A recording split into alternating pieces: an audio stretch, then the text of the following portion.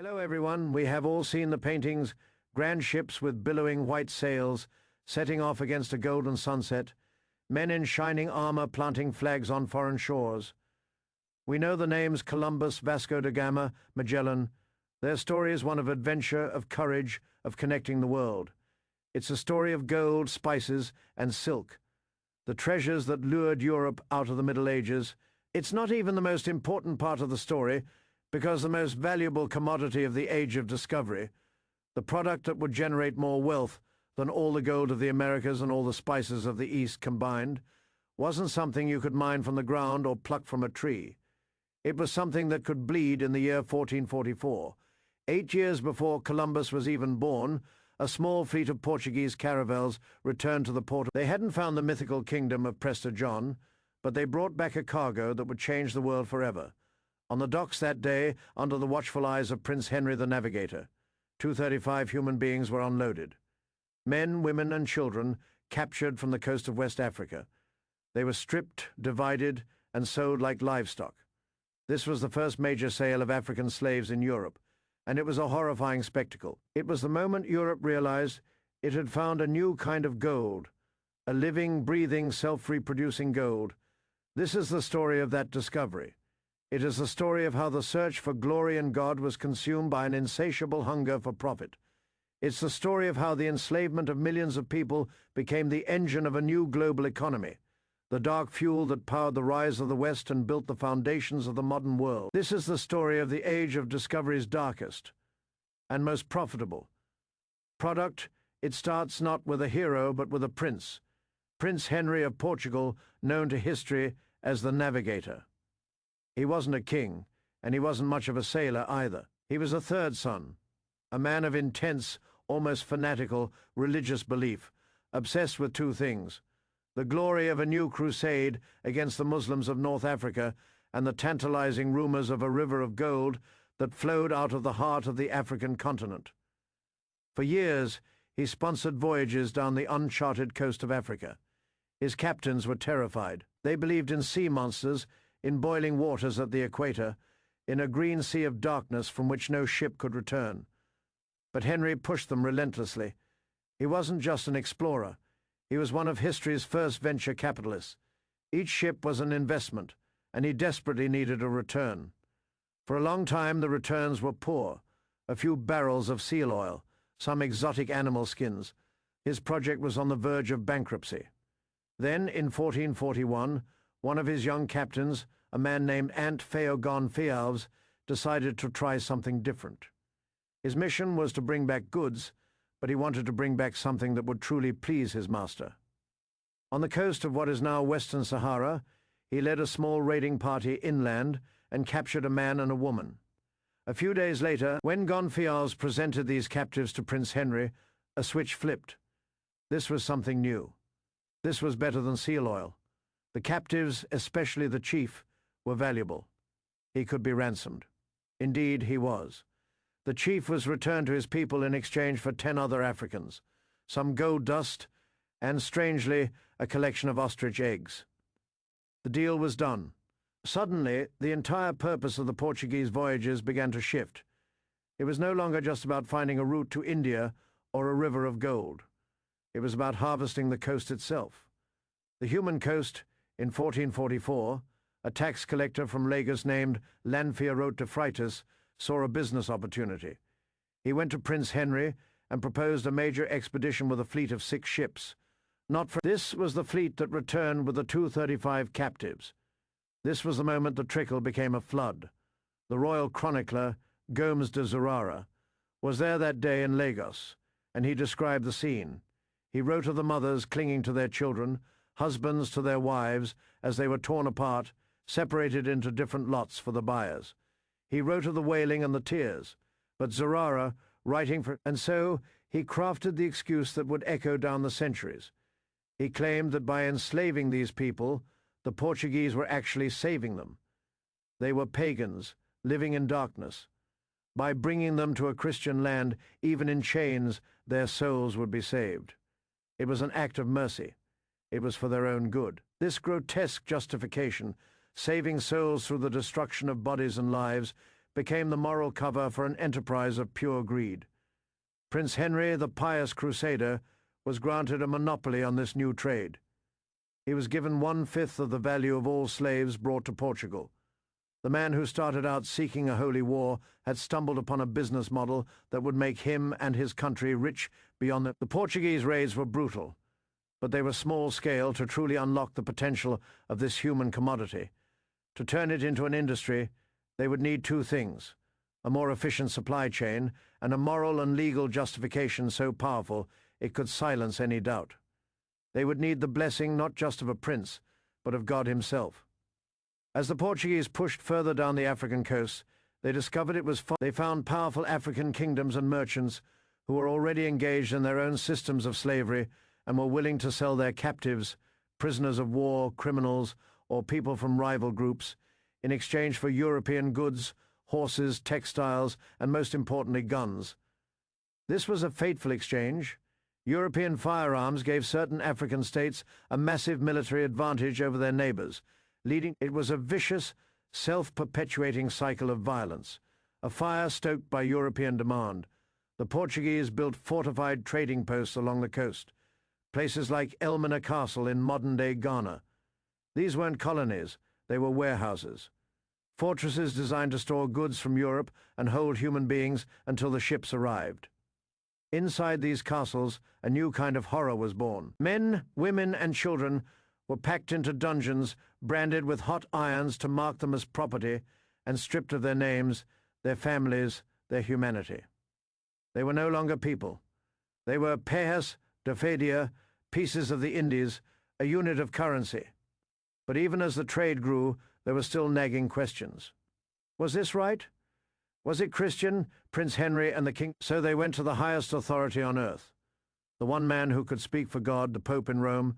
In 1452, Pope Nicholas V issued a papal bull, an official decree called Dum Diversas. It was addressed to King Afonso V of Portugal, and its words would change the course of history. It granted the King of Portugal the right to attack, conquer, and subdue all Saracens, pagans, and other enemies of Christ. And more than that, it gave him the right to reduce their persons to perpetual slavery. Perpetual slavery for all time.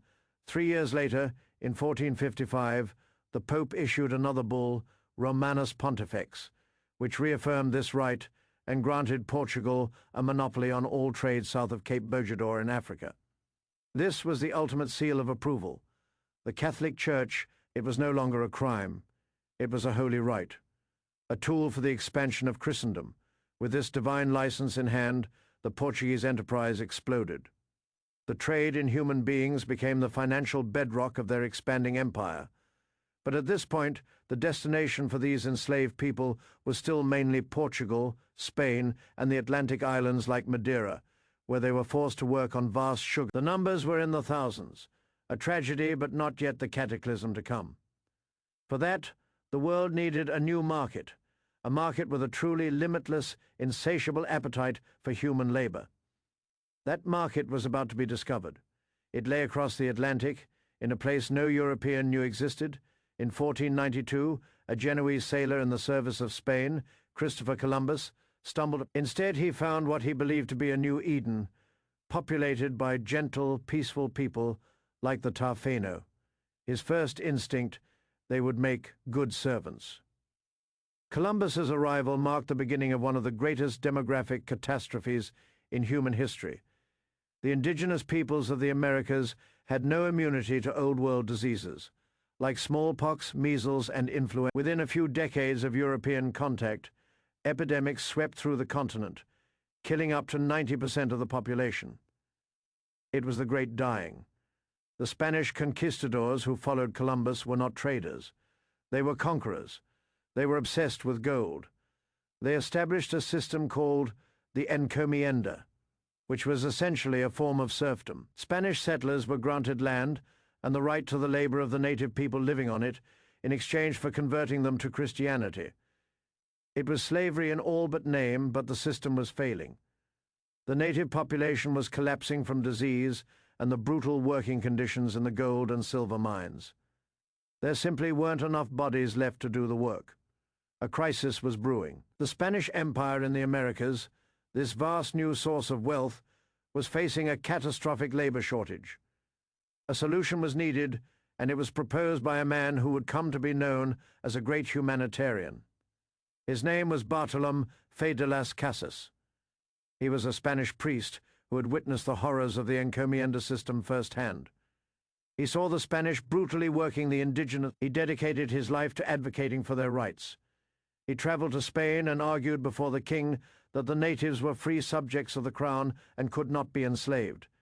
He pleaded for them to be saved, and in his desperation to save one group of people, he made a tragic, fatal suggestion.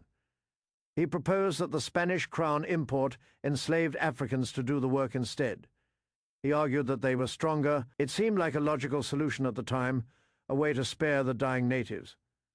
Las Casas would live to regret this suggestion with every fiber of his being, calling it one of the greatest sins of his life. But it was too late. The idea had been planted. The logic was undeniable. The Portuguese already had a functioning supply chain of enslaved people from Africa. The Spanish had a massive empty demand for. The Atlantic Ocean was no longer a barrier. It was a highway waiting to be used. In 1518, King Charles I of Spain authorized the first direct shipment of enslaved Africans from Africa to the Americas. The transatlantic slave trade had begun. It was this moment that connected the greed of the Old World with the resources of the New, using the bodies of Africa as the bridge. It would be driven by something far more mundane and far more addictive. Sugar in Europe. Sugar was a luxury, a medicine, a spice for the ultra. Rich, but in the fertile soils and hot climate of Brazil and the Caribbean, sugar cane grew like a weed. The Portuguese in Brazil, and later the Spanish, English, French, and Dutch in the Caribbean, realized they were sitting on a gold mine. And as they began to produce it on a massive scale, the price in Europe dropped, and demand skyrocketed. Entire societies developed a sweet tooth. Coffee, tea, and chocolate, newly popular drinks, were made palatable with sugar, an energy source for the growing working classes of Europe. Sugar became the oil of its day, an essential commodity that everyone wanted. But producing sugar, the cane had to be planted by hand, cut with machetes under a blistering sun, and immediately rushed to a mill to be crushed in heavy rollers that could easily rip a man's arm off. Then the juice had to be boiled in a series of scalding cauldrons, a process that went on 24 hours a day during the harvest season. The mortality rate on a sugar plantation was staggering. Workers were literally consumed by the process. No free person would do this work. The remaining indigenous people could not. European indentured servants, who had initially been used, died in droves or ran away. The only solution, from the planter's perspective, was a disposable, replaceable, and totally controlled workforce. The only solution was chattel slavery on an industrial scale.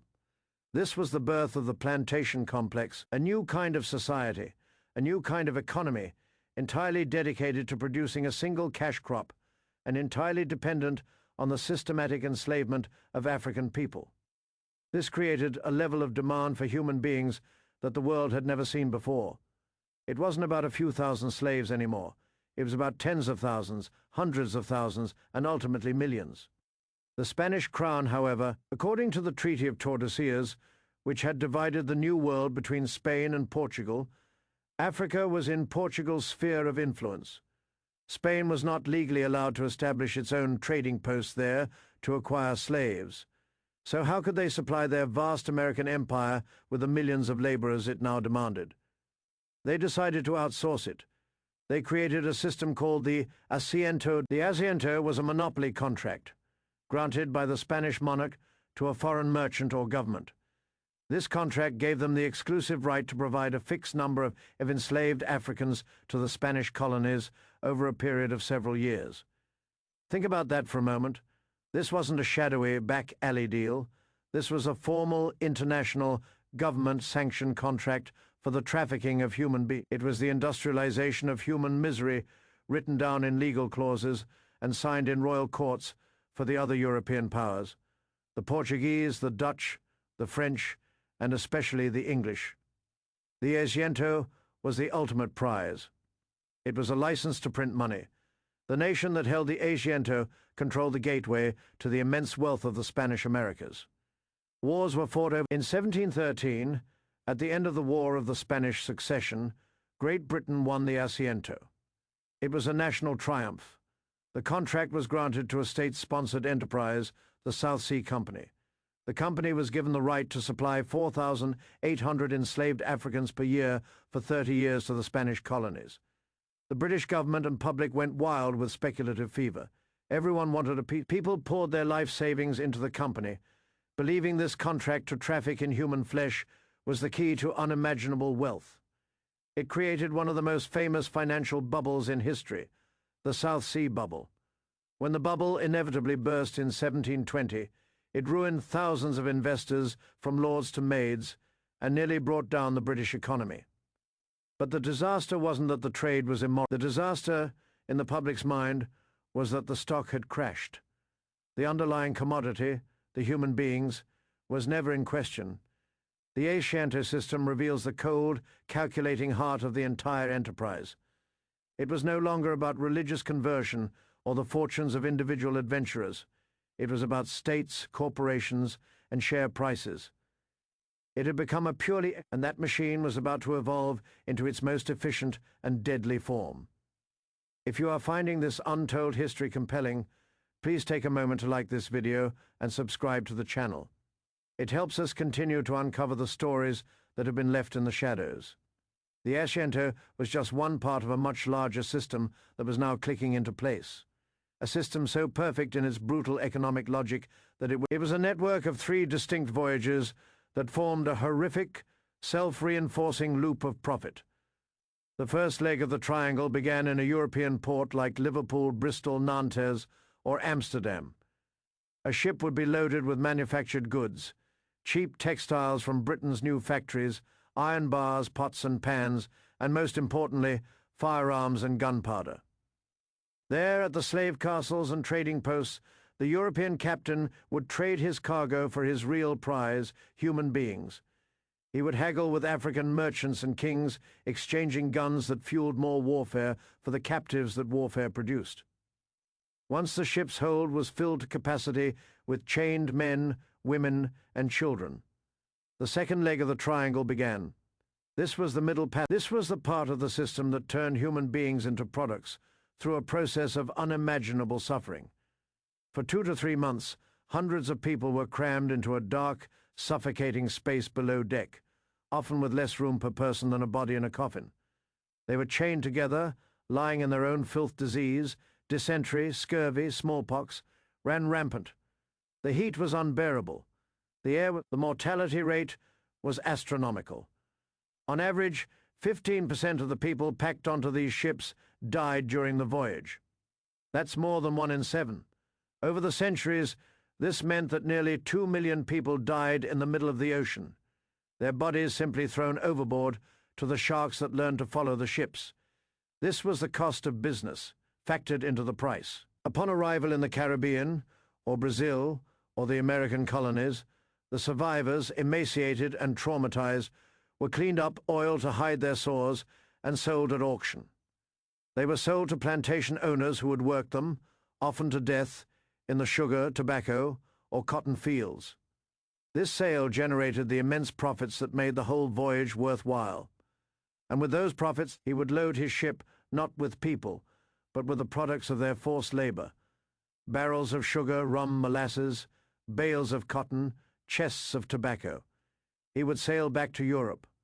There the sugar would be refined, the cotton spun into cloth in the booming factories of the Industrial Revolution, and the tobacco sold to a mass market.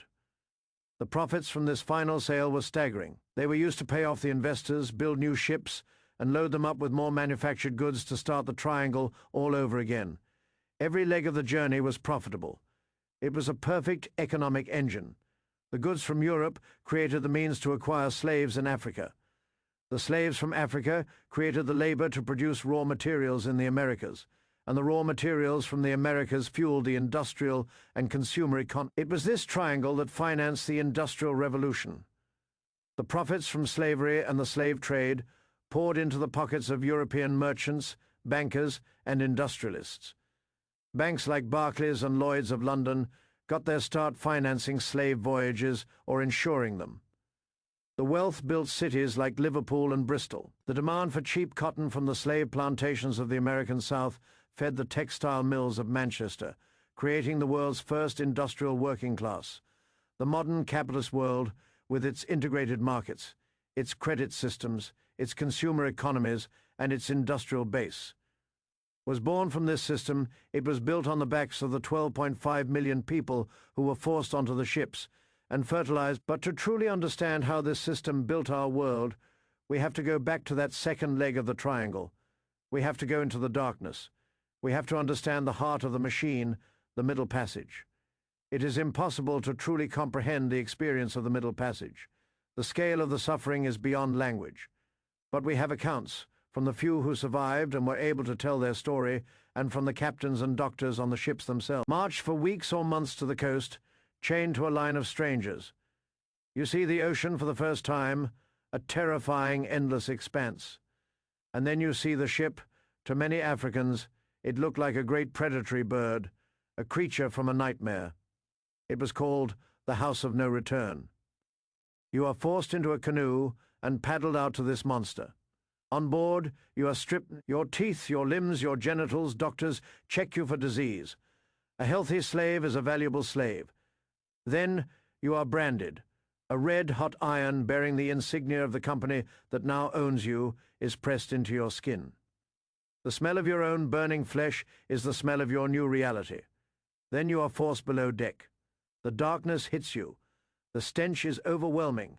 A mixture of... You are forced to lie down on rough wooden planks, chained at the ankles and wrists to the person next to you. The space is so tight you cannot sit up. For 20 hours a day, you lie like this. The ship begins to move, pitching and rolling with the waves. Seasickness is immediate and universal, but there is nowhere to be sick. You lie in it. The chains chafe your skin raw, leaving open sores that quickly become infected. The lack of oxygen makes it hard to breathe. People around you are crying, moaning, screaming, in languages you don't understand. This is your world for the next 2 months. Once a day, if the weather is good, you are brought up on deck for a few hours. You are forced to dance, to jump up and down to keep your muscles from atrophying. If you refuse, you are whipped. You are fed a mush of beans or yams. If you refuse to eat, perhaps out of despair, they use a device called a speculum aurum, a screw-like instrument to force your jaw open and shove food down your throat. You are property, and your owner will not allow you to devalue yourself by starving to death. Disease is your constant companion. The bloody flux or dysentery spreads like wildfire through the hold. Smallpox can wipe out a third of... A crew member will come, unlock the corpse, and unceremoniously dump it overboard. Suicide is a constant temptation. For many, death is preferable to this. They would try to jump overboard to find a moment of freedom in the water before the sharks came. The captains knew this. They put up large nets around the ship to prevent it. A successful suicide was a financial loss. But there was also resistance. They would try to break their chains, to kill their captors, to seize the ship and sail it back to Africa. Most of these rebellions failed. They were met with unimaginable brutality. The ringleaders would be tortured to death in front of everyone else. As a warning, a captain's journal might nonchalantly record, "Hanged a slave for insurrection." Yet they kept fighting, in the midst of hell. They refused to be... They held on to their humanity, their dignity, their will to be free. Olaudah Equiano, a man who was captured as a boy and survived the Middle Passage, later wrote a famous narrative of his life. He described the moment he was brought on board the ship. He said, "I was now persuaded that I had gotten into a world of bad spirits and that they were going to kill me. I was so struck with the horror of the scene that He eventually bought his own freedom and became a leading abolitionist in Britain.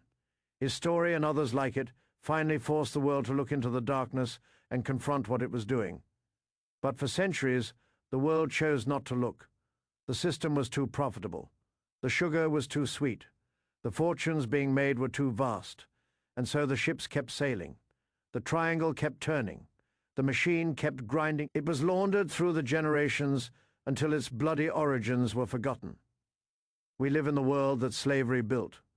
The connection is not always obvious, but it is there, written into the DNA of our modern economies and societies. Think of global finance. The techniques of modern banking and insurance were honed financing and underwriting the slave trade. The concept of capitalizing a company and selling shares to the public to fund a high-risk, high-reward venture. The model of the South Sea Company is the basis of every stock market on earth. Wall Street in New York was originally a slave market.